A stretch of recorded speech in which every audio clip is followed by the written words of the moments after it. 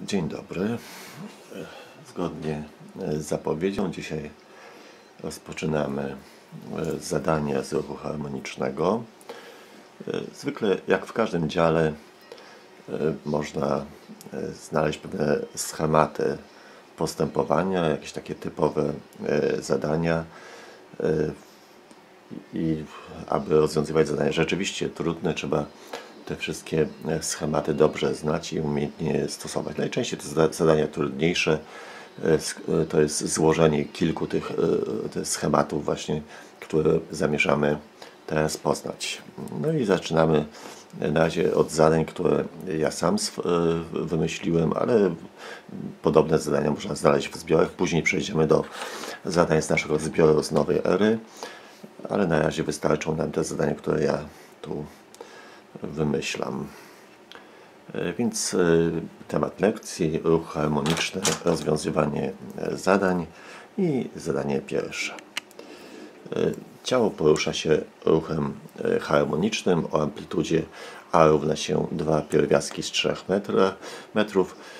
Oblicz wychylenie ciała w momencie, gdy prędkość będzie równa połowie wartości maksymalnej. Więc praktycznie te pierwsze zadania to będą zadania, które zmuszają nas do przypomnienia sobie podstawowych wzorów opisujących ruch harmoniczny, czy wzoru na wychylenie, prędkość, przyspieszenie, siłę i na wartości maksymalne tych wielkości.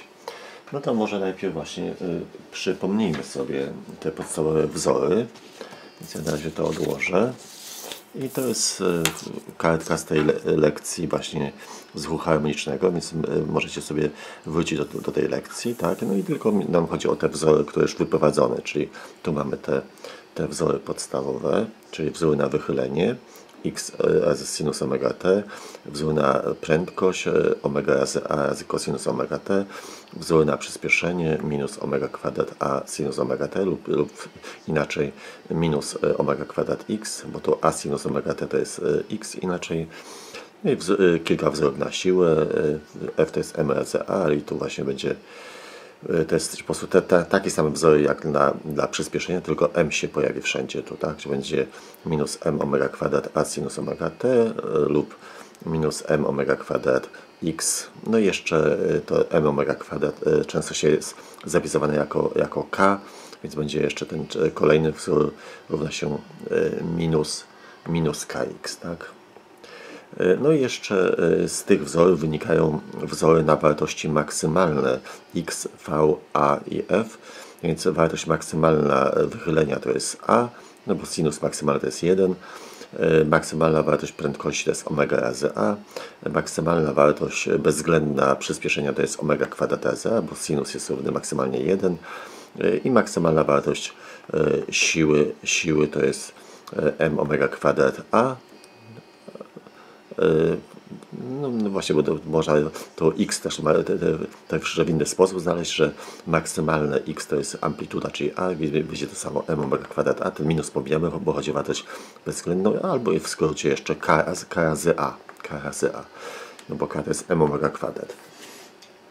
No i te wzory tu zapisaliśmy tu na następnej kartce to było, więc to jest wartość wychylenia maksymalna to jest a, prędkości to jest omega razy a, przyspieszenia maksymalna wartość omega kwadrat razy a i siły, maksymalna wartość siły to jest m omega kwadrat a, albo w skrócie k razy a.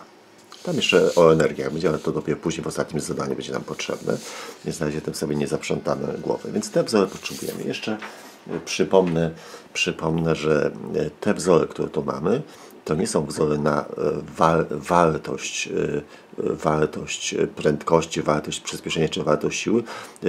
To są wzory na współrzędne tu wektorów położenia, wektora prędkości, wektora przyspieszenia, wektora siły. Czyli jeżeli któraś z tych wielkości jest ujemna, to znaczy, że wektor dany jest przeciwnie skierowany do osi, którą wybraliśmy, względem której określamy właśnie prędkość, wychylenie, przyspieszenie czy siłę.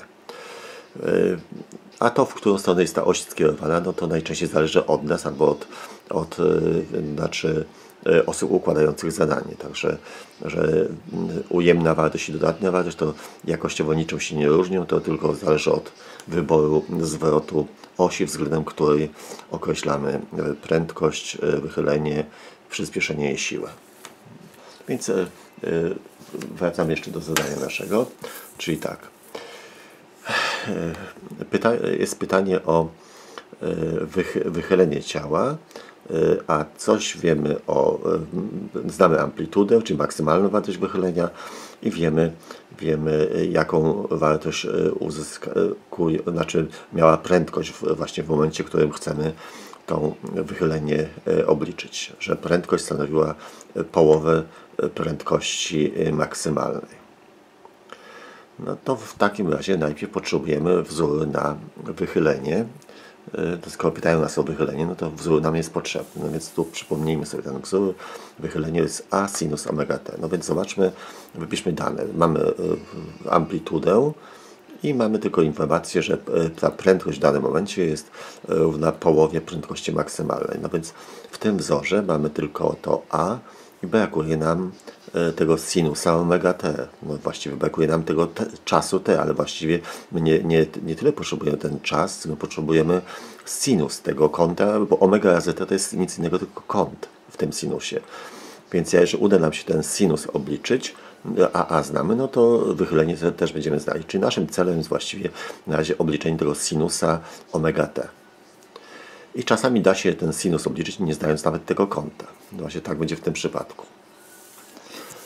W takim razie ten wzór na wychylenie tu mamy, ale chwilowo jeszcze nie możemy nic obliczyć, bo nie mamy tego sinusa omegi t, no to musimy właśnie to znaleźć. No to co natomiast mamy? Jakie informacje jeszcze nie wykorzystaliśmy? No to informacji o wartości prędkości. Prędkość w danym momencie stanowi połowę prędkości maksymalnej. No to przypomnijmy sobie wzór na prędkość. No to musimy znowu wrócić do wzorów. Więc wzór na prędkość w ruchu harmonicznym, na to współrzędną wektora prędkości, to jest omega razy a razy cosinus omega t. Czyli wartość, to co stoi przed tym cosinusem, to jest maksymalna wartość prędkości. Czyli mógłbym to zapisać inaczej. V równa się prędkość maksymalna razy cosinus omega t. I właśnie zaraz to właśnie zrobimy. Więc mamy powtarzam ten wzór i teraz właśnie to, co stoi przed cosinusem, to jest maksymalna wartość prędkości, więc tu nawet z boku przypomniałem ten wzór.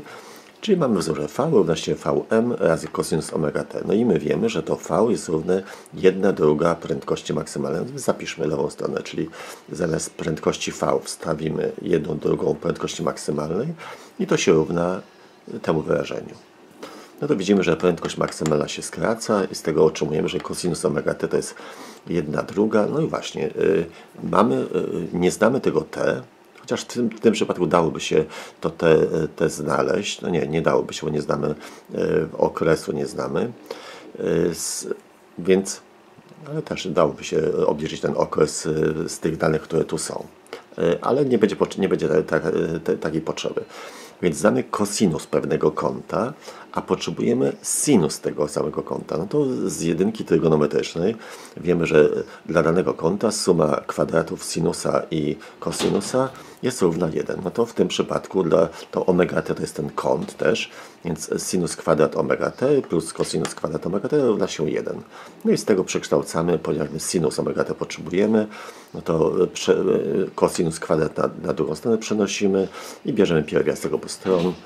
I już, ponieważ cosinus już znamy, to wstawiamy w miejsce tego cosinusa omega t 1/2, więc wstawiliśmy to do kwadratu, podnosimy 1/4, odejmiemy jest 3/4, pierwiastek z tego no to jest pierwiastek z 3 przez 2, bo pierwiastek 4 to jest 2, tak? No i teraz już możemy przypomnieć sobie ten wzór na wychylenie, to jest a sinus omega t, a już było podane, amplituda była podana w treści zadania, no sinus omega t teraz już znamy tą wartość, to jest pierwiastek z 3 przez 2, więc wstawiamy wartości w miejsce a 2 pierwiastki z 3 metra, tak? I razy wartość z tego sinusa omega t, to jest jedno wyrażenie, pamiętajcie, to nie jest sinus razy omega, to jest jedno sinus takiego kąta.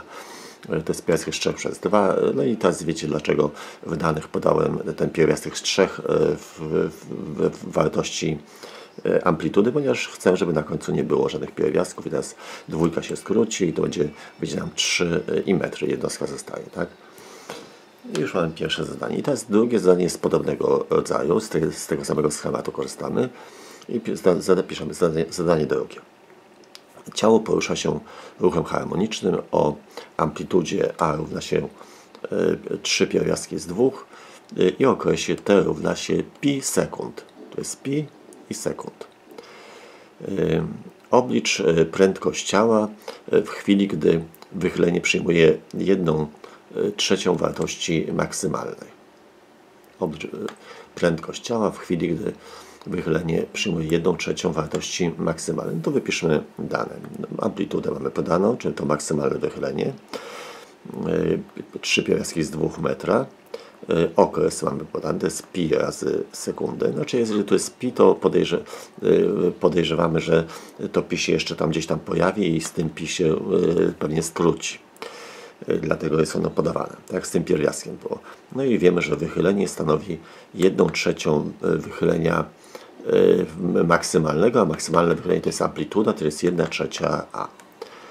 I szukamy prędkości. No to wzór na prędkość, no musimy przypomnieć jeszcze raz wzór na prędkość. Więc wzór na prędkość ruchamy, to jest omega razy a razy cosinus omega t. No czy my mamy to a? No a jest podane, tak? To jest to a, to jest 3 pierwiastki z 2 metra. Potrzebna jest prędkość kątowa, czy częstość kołowa, bo to się nazywa częstość kołowa albo częstość kątowa. Częstość kołowa to jest omega, nie mamy, ale omega to jest 2pi przez t, tak jak prędkość kątowa w ruchu jednostajnym po okręgu. 2pi przez t, no to t mamy podane, więc również znamy pośrednio prędkość kątową, czyli częstość kołową w tym przypadku. Więc w tym wzorze, jeszcze raz, w tym wzorze znamy pośrednio, możemy obliczyć tą, z tych danych, które mamy, częstość kołową, znamy amplitudę, brakuje nam tego cosinusa omega t tylko. No to jak to zrobimy? No to wykorzystamy informację, którą mamy, że wychylenie stanowi 1/3 tego wartości swojej maksymalnej, czyli 1/3 amplitudy. I właśnie przypomnijmy nam sobie wzór na wychylenie i jeżeli tu w to miejsce, w miejsce x wstawimy 1/3 amplitudy, to a ulega skróceniu i my możemy obliczyć wartość teraz sinusa tego kąta, czyli omega t, tak? Bo omega t to jest kąt. To dokładnie to samo, teraz mam ten sam problem, co w zadaniu poprzednim, że potrzebujemy cosinus omega t, a mamy sinus omega t. No z jedynki trygonometrycznej obliczamy cosinus omega t, to będzie pierwiastek z 1 minus sinus kwadrat omega t. W miejsce sinusa wstawiamy 1/3, wstawiliśmy do kwadratu, podnosimy, odejmujemy i bierzemy pierwiastek i tam częściowo da się spod pierwiastka tą mianownik wyprowadzić, czyli trójkę, a tu będzie 2 razy 4, czyli 4 da się wyprowadzić przed pierwiastek, czyli dwójka zostanie 2 pierwiastki z 2. No to znacie, to już jest 3. klasa, to bezproblemowo. No i teraz jak już mamy tą wartość tego kosinusa, no to możemy wykorzystać wzór na prędkość w ruchu harmonicznym. A więc szybciutko pokazujemy to.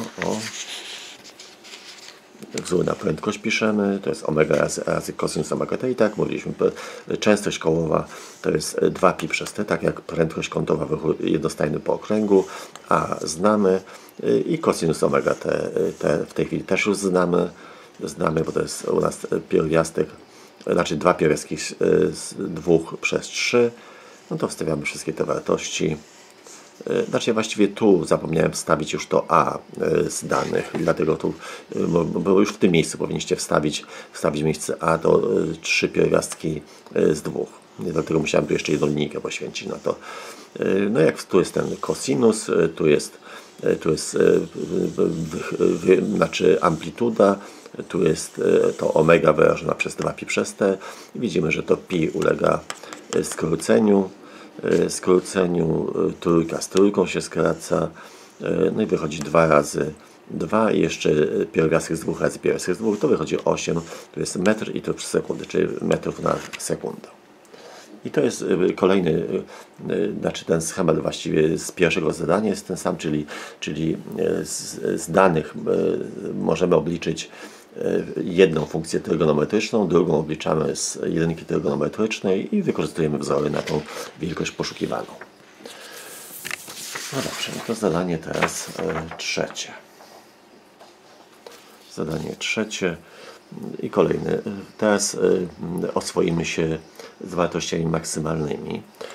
Oblicz przyspieszenie maksymalne ciała poruszającego się ruchem harmonicznym, jeżeli częstość kołowa omega równa się 2 razy 1 przez sekundę. To tak naprawdę są 2 radiany na sekundę, tylko tego radiana najczęściej się tu nie podaje, ale pamiętajcie, że to 1 przez sekundę w przypadku tej częstości kołowej to na pewno nie jest herc, bo to jest ukryty radian, którego się najczęściej nie pisze, ale można go ujawnić, jak ktoś bardzo chce.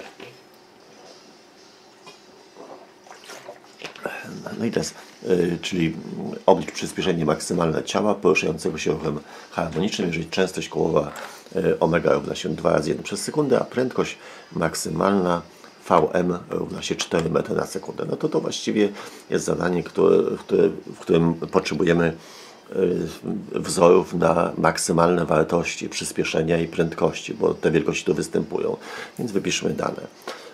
Częstość kołowa 2 razy 1 przez sekundę, prędkość maksymalna 4 metry na sekundę, a szukamy przyspieszenia maksymalnego. No to przypominamy sobie wzory na maksymalną wartość przyspieszenia i na maksymalną wartość prędkości. No to jeszcze przypomnę te wzory. Gdzieś tu mamy, o. Więc wzór na maksymalną wartość prędkości Vm to jest omega razy a, na maksymalną wartość przyspieszenia omega kwadrat razy a. Tak? Znaczy to jest to, co stoi przed funkcją trygonometryczną sinus lub cosinus we wzorach na prędkość maksymalną i na prędkość i na przyspieszenie. No dobrze, więc te wzory zapisaliśmy i chcemy obliczyć z tego układu, tu mamy układ równań i z tego układu chcemy obliczyć wartość maksymalną przyspieszenia i widzimy, że tu mamy, znaczy niby 3, znaczy tak, niczego nie zobaczymy, niczego nie znamy. AM nie znamy, to jest jedna niewiadoma, omega znamy, A nie znamy, to jest druga niewiadoma, VM znamy, no omega to jest ta sama, co już wcześniej nie wiadomo, więc na razie i A czy to znamy, i A nie znamy. Czyli mamy dwie niewiadome w tym równaniu, w tym układzie równań i dwa równania. No to pozbywamy się, no można by metodą tradycyjną obliczyć tą zbędną niewiadomą, czyli amplitudę z jednego równania, wstawić do drugiego, ale jeżeli widzimy, że to A wchodzi w takiej samej formie do obu tych wzorów, to często można pozbyć się zbędnej niewiadomej, dzieląc równania stronami. Tak to zrobimy. Czyli dzielimy lewą stronę przez lewą i prawą przez prawą. Ale mówię, to jest dokładnie to samo uzyskamy, jak przekształcimy równanie na przykład drugie, obliczymy z niego A wzorem i wstawimy to A do wzoru pierwszego, to też uzyskamy tam to samo równanie, przynajmniej takie równanie, które da się przekształcić do tego, które my uzyskamy. Ale my od razu dzielimy stronami, żeby pozbyć się zbędnej niewiadomej. Dzielimy lewe strony, dzielimy prawe, A się skraca i tu częściowo omega się skróci, zostanie omega. Łączymy początek z końcem i mamy równanie z jedną niewiadomą, tak jak oczekiwaliśmy. Akurat teraz szukamy przyspieszenia maksymalnego, więc mnożymy przez prędkość maksymalną. Wstawiamy wartości liczbowe, czyli 2 razy 1 przez sekundę razy 4 metry na sekundę. To wychodzi nam 8 metrów na sekundę do kwadratu. Jednostka się zgadza, więc jest to jednostka przyspieszenia, więc pewnie wzory mogą być prawdziwe. Takie proste zadania na razie są, żeby się oswoić z tymi wzorami. No, zadanie teraz czwarte. To też jest jeszcze kolejne zadanie, jest dla utrwalenia tej metody, czyli wzorów, utrwalenia znajomości wzorów na wartości maksymalne, no i umiejętności ich wykorzystywania. Zadanie czwarte. Oblicz prędkość maksymalną ciała poruszającego się ruchem harmonicznym, jeżeli częstość kołowa omega równa się 3 razy 1 przez sekundę, a przyspieszenie maksymalne AM równa się 9 metrów na sekundę do kwadratu. Jeszcze raz przypomnę nazwę tej omegi naszej, czyli więc jak wyprowadziliśmy wzory opisujące ruch harmoniczny, to omega to była prędkość kątowa, znaczy ciało poruszało się ciało poruszało się po okręgu i omega to była prędkość kątowa w ruchu jednostajnym po okręgu, ale później już mówimy o ruchu wzdłuż prostej jednej. Czyli nie ma tu mowy o żadnej prędkości kątowej, żadnym kącie, dlatego zmieniliśmy nazwę tej omegi na częstość kołową albo częstość kątową. To częstość kątową to dlatego, że od tej omegi zależy ten kąt w sinusie, to z tego się bierze. No więc wypiszmy dane, czy omegę znamy, czy częstość kołową, albo częstość kątową, wartość maksymalnego przyspieszenia znamy, a szukamy prędkości maksymalnej. No to piszemy związki, ponieważ szukamy prędkości maksymalnej, no musimy mieć wzór na prędkość maksymalną, a ponieważ jest podana wartość maksymalnego przyspieszenia, więc musimy mieć wzór żeby wykorzystać tą wartość, musimy użyć wzoru na maksymalną wartość przyspieszenia. No to te same wzory z poprzedniego zadania i znowu mamy tu dwie niewiadome, Vm i A.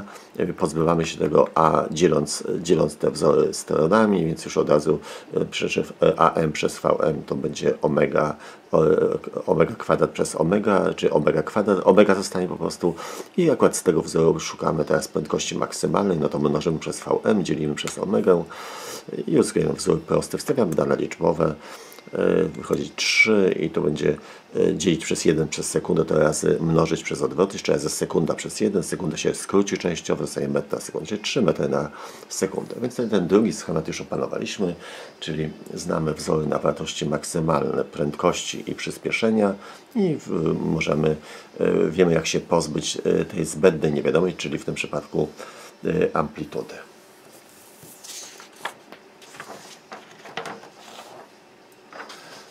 Zadanie teraz kolejne. Takie krótkie zadania są, ale bardzo pouczające. Te schematy występują, trzeba dość biegle te schematy znać, żeby te zadania trudniejsze, żeby z nimi sobie radzić. Zadanie teraz 5. Ciało porusza się ruchem harmonicznym. Po jakim czasie od przejścia przez położenie równowagi wychylenie będzie równe pierwiastek z 2 przez 2 wartości maksymalnej, jeżeli okres ruchu t równa się 8 sekund. No to wypiszmy dane. Znamy okres ruchu 8 sekund i wiemy, że wychylenie, czy x stanowi taką część wartości maksymalnej. Maksymalne wychylenie to jest amplituda, czyli pierwiastek z 2 przez 2 razy amplituda. To taką wartość ma teraz wychylenie. A szukamy teraz czasu, ale jaki upłynął od momentu, kiedy ciało przeszło przez położenie równowagi. No to przypomnijmy sobie w takim razie wzór na wychylenie. No i właśnie, jakbyście przypomnieli sobie tą lekcję, gdzie ten wzór był wyprowadzony, to ja tam na końcu przypominałem, że ten wzór został wyprowadzony przy pewnym założeniu. Zobaczcie, że jak w miejsce t wstawimy 0, czy w chwili początkowej t równa się 0, no to omega razy 0 to jest 0, sinus 0 to jest 0 i a razy 0 to jest 0, czyli ten wzór jest prawdziwy pod warunkiem, że w chwili początkowej wychylenie było równe 0. A co znaczy, że co to jest za punkt, którego wychylenie jest równe 0? To jest punkt równowagi. No to tu pokażmy jeszcze na rysunku, czyli tu jest punkt na osi x, na osi wychylenia, tu jest punkt położenie jest 0, czy to jest położenie równowagi. Tak? Czyli właśnie w tym wzorze to jest czas, który upłynął od momentu, gdy ciało przechodziło przez położenie równowagi. Tak? No i teraz chcemy obliczyć ten czas. No to co my znamy? No coś wiemy o tym wychyleniu, że to jest pierwiastek z 2 przez 2 wychylenia maksymalnego, czy amplitudy. No to wstawimy w to miejsce za chwileczkę. No jeszcze wiemy, że ta częstość kątowa lub częstość kołowa się ta nazywa, to jest wzór na to, znaczy wzór na częstość kołową zależy od okresu w ten sam sposób jak prędkość kątowa, czyli ta częstość kołowa to jest 2pi przez t. I w miejsce omegi właśnie wstawiamy 2pi przez t, bo coś o okresie znamy, a nie mamy podanej tej częstości kołowej. Dlatego tu zastąpiliśmy częstość kołową wzorem, znaczy wyraziliśmy ją przez okres. No i teraz w miejsce wychylenia wstawimy tą wartość, no to tu wstawiliśmy. Nie znamy amplitudy, ale amplituda się skraca i otrzymujemy wzór na sinus, że sinus 2pi przez okres razy t, które szukamy, to jest pierwiastek z 2 przez 2. No i właśnie, co z tego możemy obliczyć? Znamy wartość sinusa jakiegoś kąta. Sinus pewnego kąta jest równy pierwiastek z 2 przez 2. No to co to jest za kąt, którego sinus jest równy pierwiastek z 2 przez 2? A to jest kąt równy 45 stopni. Ale pamiętajmy, że te kąty tu w tym sinusie czy kosinusie wyrażamy w radianach. Więc musimy też czy ten kąt, który jest w tym sinusie, to jest 45 stopni, ale musimy go wyrazić w radianach, ponieważ ta częstość kołowa od 2pi przez t też jest wyrażona w radianach.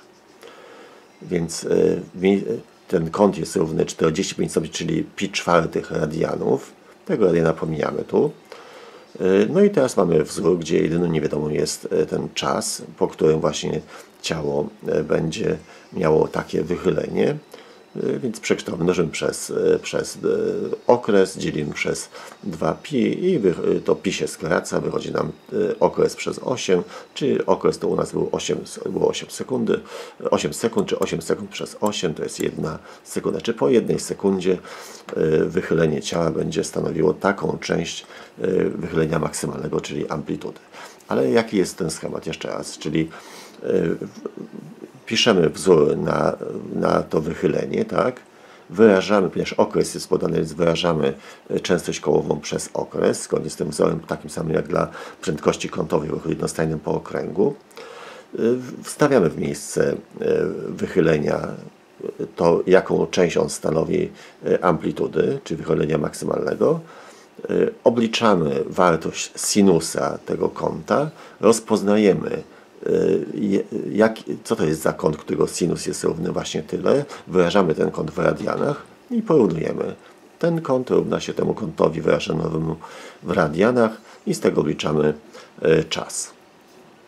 I teraz podobne zadanie z tego samego schematu. Zadanie 6. Ciało porusza się ruchem harmonicznym. Po jakim czasie od przejścia przez położenie równowagi prędkość zmniejszy się do połowy prędkości maksymalnej, jeżeli okres ruchu duże T równa się 12 sekund. Się napiję czegoś.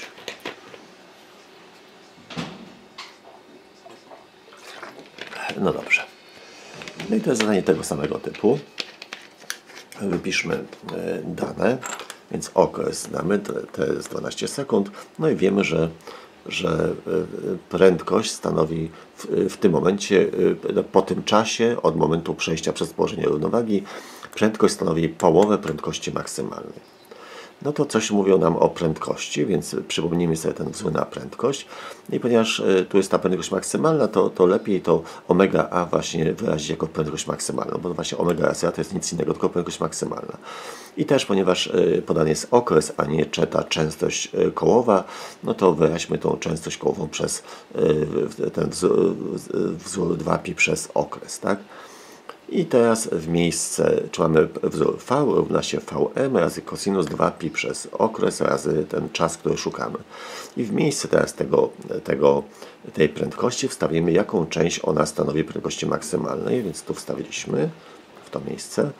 Prędkość maksymalna się skraca, tak jak w zadaniu poprzedniej amplituda, tu się prędkość maksymalna skraca, czy cosinus 2pi przez okres razy ten czas, który szukamy, to jest 1/2. Teraz pytamy się, cosinus jakiego kąta jest równy 1/2. To jest kąt 60 stopni, ale musimy wyrazić 60 stopni w radianach, ponieważ 2pi przez t jest wyrażone, ta częstość kołowa jest wyrażona w radianach na sekundę. Więc tu też musimy w radianach, muszą być takie same jednostki, więc zamiast 60 stopni piszemy 2 pi przez 3, czyli ten kąt równa się 60 stopni, czyli pi trzecich, tak? No i przekształcamy wzór, obliczamy z tego t, pi się skraca, wychodzi t przez 6, stawiamy wartości liczbowe, 12 sekund przez 6 to wychodzi nam 2 sekundy, czyli po 2 sekundach od momentu przejścia przez położenie równowagi prędkość się zmniejszy do połowy prędkości maksymalnej. I pamiętajcie też, że ten wzór na prędkość właśnie to jest wzór wyprowadzony przy założeniu. Zresztą sprawdźmy, że jak t wybierzemy 0, no to 0 razy omega to jest 0, cosinus 0 to jest 1 i 1 razy omega razy a to jest omega razy a, czyli omega razy a to jest prędkość maksymalna, czyli w chwili t równa się 0, prędkość przyjmuje wartość swoją maksymalną, to jest a w którym miejscu ciało w ruchu harmonicznym się najszybciej porusza? No właśnie, gdy przechodzi przez położenie równowagi. Więc to t, które obliczamy, to jest czas, jaki upłynął od przejścia przez położenie równowagi, bo w chwili t równa się 0, prędkość przyjmuje swoją wartość maksymalną, czyli przechodzi ciało przez położenie równowagi. No mam drugie zadanie 6 i zostało jeszcze ostatnie zadanie, które łączy, to jest tą metodę ostatnią i tam jeszcze troszeczkę o coś rozszerzamy.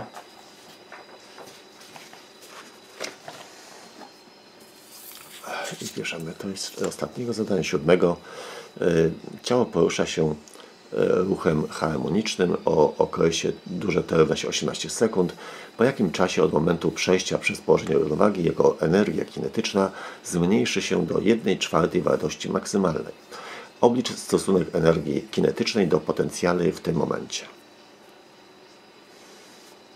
Muszę wzór zaraz znaleźć, już tu mam. Więc wypiszmy dane. Znamy okres ruchu, czy duże t to jest 18 sekund i wiemy, że energia kinetyczna w tym momencie, o której pytamy, stanowi 1/4 energii kinetycznej maksymalnej. I szukamy czasu, po którym to nastąpi, licząc od przejścia przez położenie równowagi. Znaczy, pamiętajmy, że te wszystkie wzory, które my do tej pory wyprowadzaliśmy, dotyczą właśnie w zależności od czasu, tych wielkości od czasu, ale ten czas liczymy od momentu przejścia przez położenie równowagi. Więc wszystkie te wzory właśnie, ten czas obliczony z tych wzorów, które my wcześniej wyprowadzaliśmy, właśnie to jest czas, jaki upłynął od momentu przejścia przez położenie równowagi. No i jeszcze drugie jest pytanie, obliczyć stosunek energii kinetycznej w tym momencie do energii potencjalnej. No to potrzebujemy wzór na energię kinetyczną oczywiście, bo coś o niej wiemy. To już tu otwórzmy tą lekcję, gdzie tu jest wzór na energię kinetyczną. No, możecie wrócić do tej lekcji, to jest, wychodziliśmy z tego całego wzoru, czy mv² przez 2, w miejsce prędkości wstawiliśmy prędkość w ruchu harmonicznym, podnieśliśmy do kwadratu wszystko, no i to m omega kwadrat to można oznaczyć jako k, bo tam też było to podstawienie wcześniej używane, tak? Czy będzie k kwadrat przez 2 razy cosinus kwadrat omega t. No i ten wzór nam jest potrzebny. Ale może jeszcze wróćmy, coś więcej tu powiem. Wzór na energię potencjalną to wyprowadziliśmy jako, znaczy z tego wykresu, czyli to będzie pole pod wykresem, znaczy liczba odpowiada polu pod, ta energia potencjalna polu pod wykresem w zależności siły w ruchu harmonicznym od wychylenia. I obliczyliśmy to pole, czyli to będzie połowa pola prostokąta takiego, czy ten bok razy ten bok przez 2. Czyli to jest wartość siły razy wartość wychylenia przez 2. W miejsce siły wstawiliśmy wzór na siłę z ruchu harmonicznego, czyli k razy wychylenie i w miejsce będzie kx kwadrat przez 2 i w miejsce tego x wstawiliśmy wzór na wychylenie w ruchu harmonicznym, do kwadratu podnieśliśmy i mamy już tu wzór, tak? Albo jeżeli byśmy tego k nie mieli, to możemy to k wyrazić jako m omega kwadrat, tu jako to odwrotnie niż w ruchu dla energii kinetycznej zrobiliśmy, ale oba wzory są prawdziwe. Ale zobaczmy jedno, że maksymalna wartość energii kinetycznej to jest to, co stoi przed tym kosinusem, bo kosinus maksymalnie jest równy 1, to jest ka kwadrat przez 2, albo m omega kwadrat a kwadrat przez 2.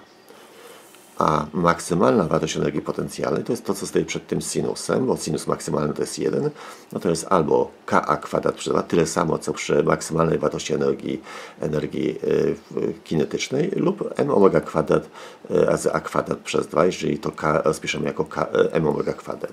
I również jeszcze zobaczmy, że energia całkowita to jest Ka kwadrat przez 2, czyli jest równa maksymalnej wartości energii kinetycznej i jest równa również maksymalnej wartości energii potencjalnej.